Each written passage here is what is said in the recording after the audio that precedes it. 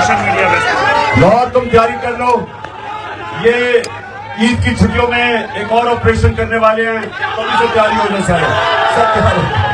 अच्छा जी, दूसरा, अच्छा ये हमारी सोशल मीडिया की टीम वेस्ट पंजाब, इनको गलत फहमी है, न्यूट्रल्स को गलत फहमी है कि सोशल मीडिया अगर वो थोड़े लोग पकड़ लेंगे तो सोशल मीडिया में ये बच जाएंगे।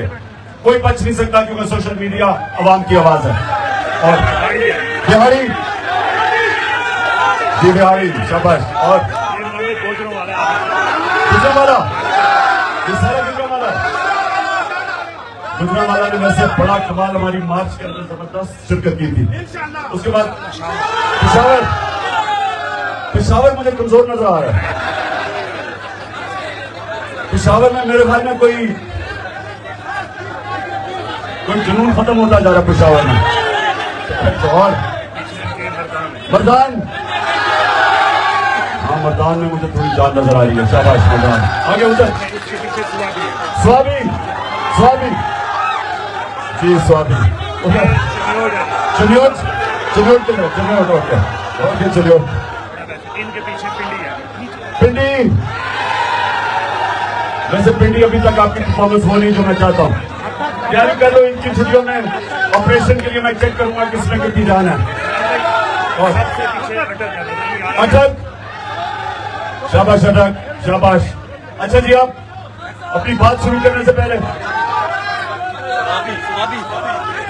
स्वाबी हो गया, डॉक्टर हो गया, स्वाबी बैठ जाओ। अच्छा, मैं एक नौजवान को बुलाना चाहता हूं, एक नौजवान को बुलाना चाहता हूं जिसका नाम है इब्तिसाम। इब्तिसाम इधर आ जाओ।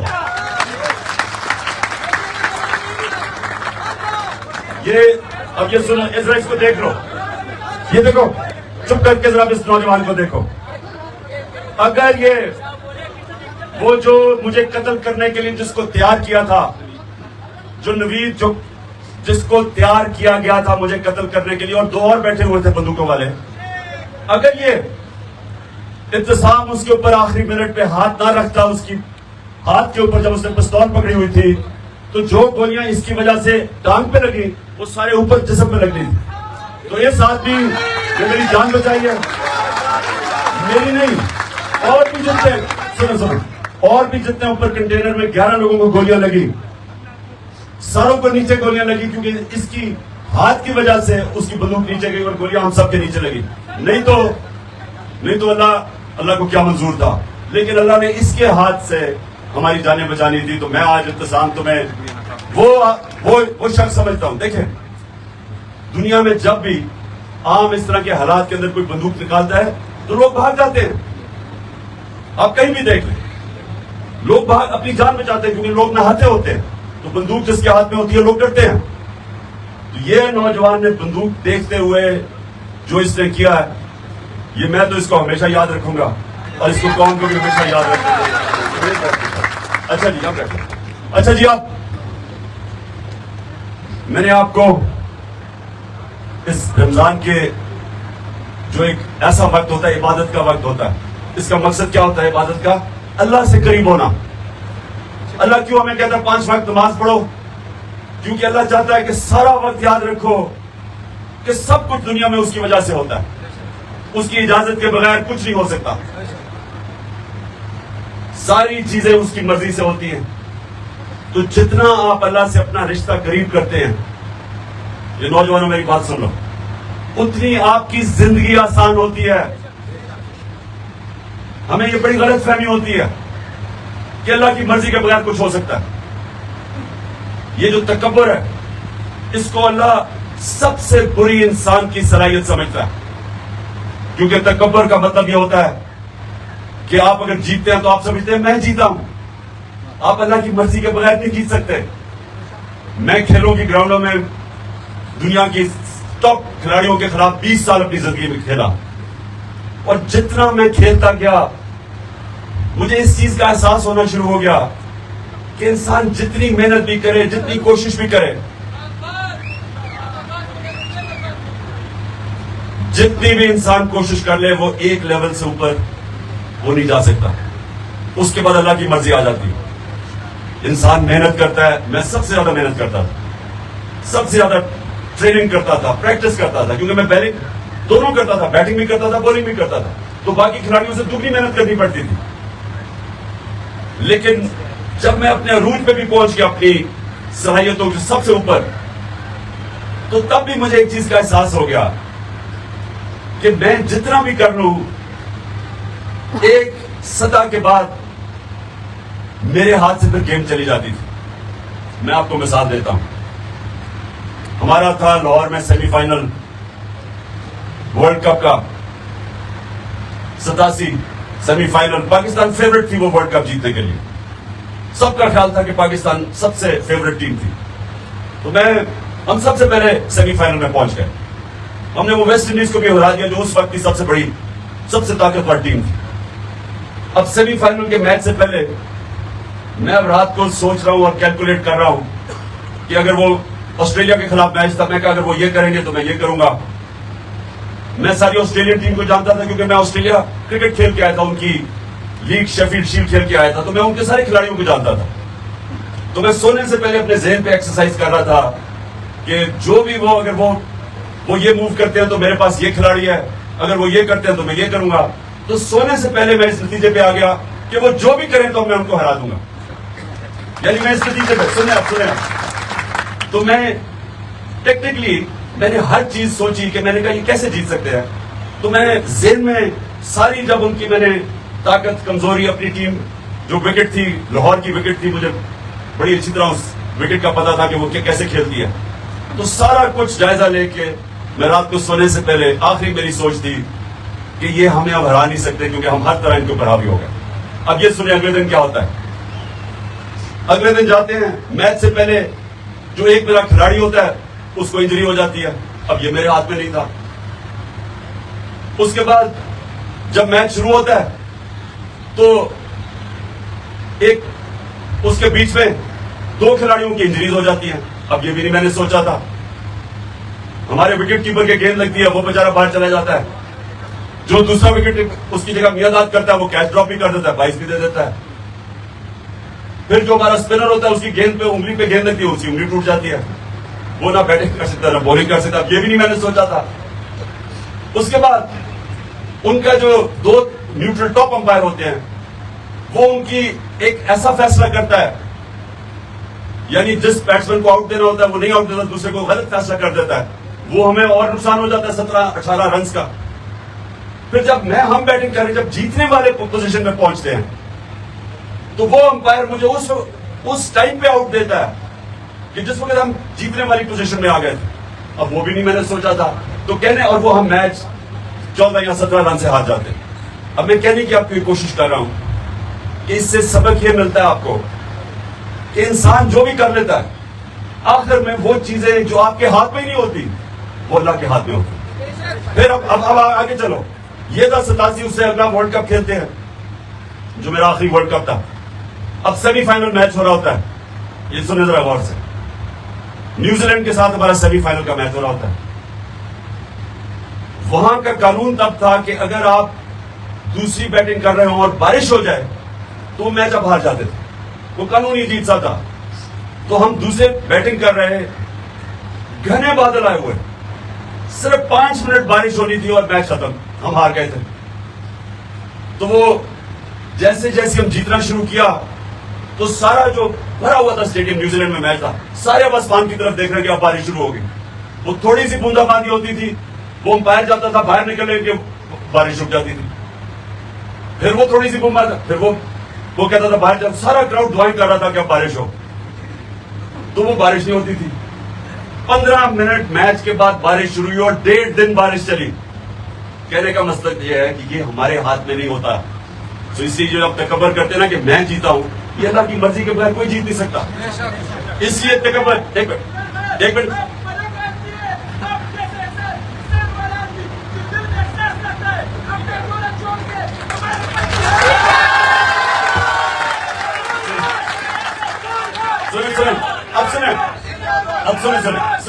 अब सुने।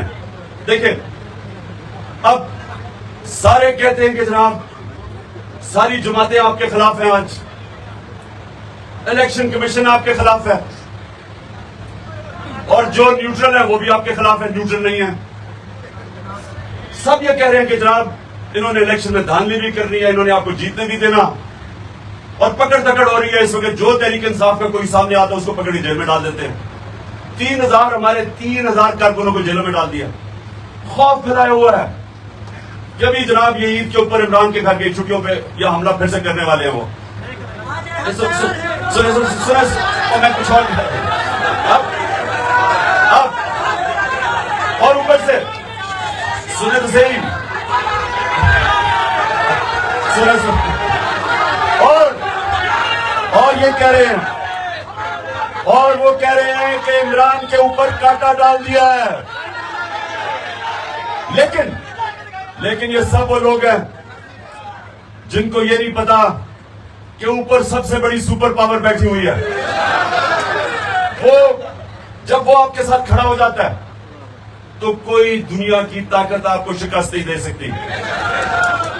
जब जंगे बदर 313 मुसलमान हर के पास तलवार नहीं थी कि उन्हें डंडे पकड़े हुए थे। जंगे बदर में ये सुन लो, उनके 1000 फौजी ऊपर से घोड़े को भी सवार, जदीद हथियार 1000। तो किसने समझा था कि वो जीत जाएंगे? जंगे खंदक में 10,000 फौज लेके आए, मुसलमान थोड़े से थे, और जैसे मुसलमान अल्लाह ने उनको वहां से बचाया एक आंधी, तो वो भी ये समझ रहे थे मक्का के कुरैश की अब ये हरा देंगे हम इनको।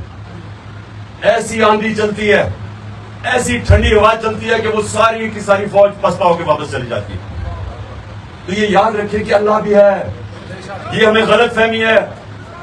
सिर्फ ऊपर वाला आपसे चाहता है कि उस पर ईमान रखो। इया का नाबुदु व इया का नस्ताईन, अल्लाह तेरी इबादत करते हैं, तेरे से मदद मांगते हैं। अच्छा, और अब सुनो मेरी बात, सुनो, अब सुने 5 मिनट रह गए, उसके बाद हमने दुआ कर दी है। अब मैं आपको एक बात आखिर में बात करता हूं। देखो मेरे नौजवानों, ये याद रखना कि अभी इससे जो शुरू में अल्लाह का कलाम पढ़ा था, नजर ने जो भी आपसे पढ़ा था कि मैं क्या जरा था और मुझे उठा के अल्लाह ने आफ्ताब बना दिया, या आफ्ताब के उस यानी उस अरूज पे ले गया। इसका मतलब क्या कि आपने सब ने एक चीज सीखनी है। मेरे से एक चीज सिर्फ सीखो कि मैं सिर्फ कामयाब एक वजह से हुआ इधर तक जो पहुंचा हूं, एक वजह से, क्योंकि मैं एक आजाद इंसान हूं। मैंने कभी किसी की गुलामी कबूल नहीं की। कभी सुने, मैंने ला इलाहा इल्लल्लाह मेरे दिल में जब आ गया तो मैंने कभी किसी को ये नहीं समझा कि उसके सामने मैं झुकूंगा या अपने जमीर का सौदा करूंगा। ये याद रखें, जब आप अपने जमीर का सौदा करते हैं पैसे से या खौफ की वजह से, तो आप ला इलाहा इल्लल्लाह के खिलाफ जाते हैं। अल्लाह हक है। जब आप राय हक से उतरते हैं तो आप अपना जमीर का सौदा करते हैं, आप शिर्क करते हैं। मेरी नजर में आप शिर्क करते हैं, और वो इंसान को छोटा इंसान बना देता है। बस अभी 2 मिनट रह गए। जब आप इसका मतलब समझ जाए ला इलाहा इल्लल्लाह, ये एक फलसफा है जिसने वो मदीना के उन लोगों को, अरबों को जिनकी हैसियत कोई नहीं थी, उनको उन्होंने नबी सल्लल्लाहु अलैहि वसल्लम ने आजाद करके दुनिया की इमामत करवाई।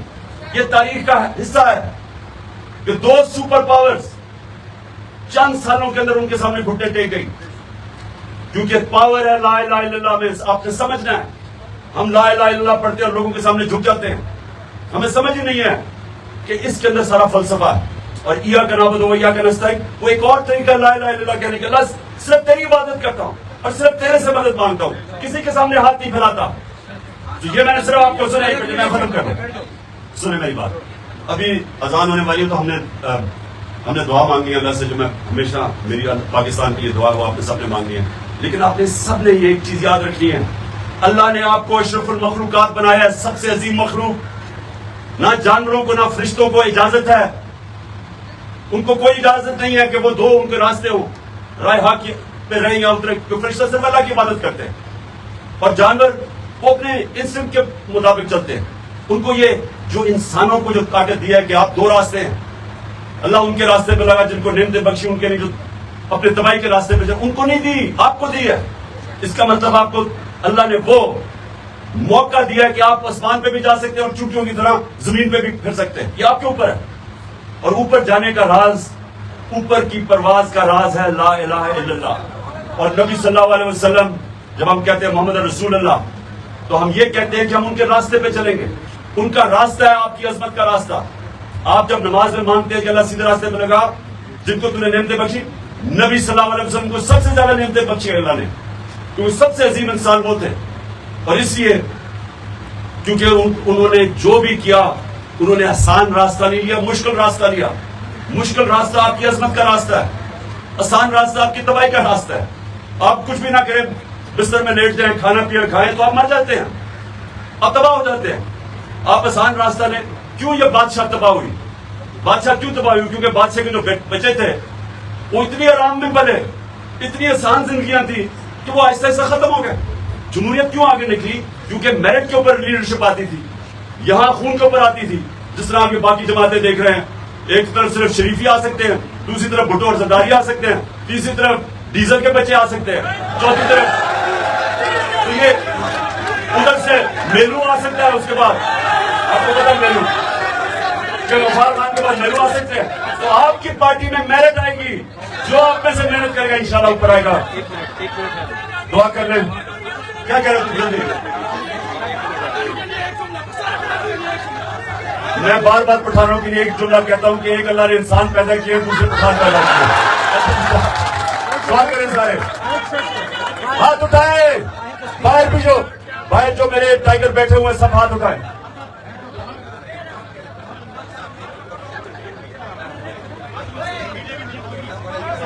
शाबाश। सोशल मीडिया अदब में डरना नहीं है, कोई खौफ किसी से ना रखना, कोई कुछ नहीं कर सकता किसी का। अच्छा डर जाना, बैठ जाओ। ये क्या? अच्छा जी, हाथ उठा के दुआ करें कि अल्लाह पाकिस्तान को मदीना के रियासत के असूलों पे एक अजीम कौम बना। अल्लाह पाकिस्तान में जो सबसे ज्यादा जरूरत है, अदल और इंसाफ पैदा कर। और अल्लाह पाकिस्तान को वो मुल्क बना जिधर कोई इंसान भूखा ना सोए रात को। और जो खास तौर पे यहाँ जो बैठे गुजरात में भी ये होता है, और मेरे ये जो हमारे पश्तून है और खास तौर पे कबायली वाले, कबायली इलाकों वाले, कि इनको क्योंकि वहां नौकरियां नहीं मिलती, इनको बाहर बाहर नौकरियां ढूंढने जाना पड़ता है, बीवी बच्चों से दूर, माँ बाप से दूर। तो हम वो पाकिस्तान चाहते हैं कि अल्लाह हमारा वो पाकिस्तान बने, इतनी खुशहाली हो उस पाकिस्तान में कि बाहर से लोग पाकिस्तान में नौकरियां ढूंढने आए। आमीन आमीन आमीन।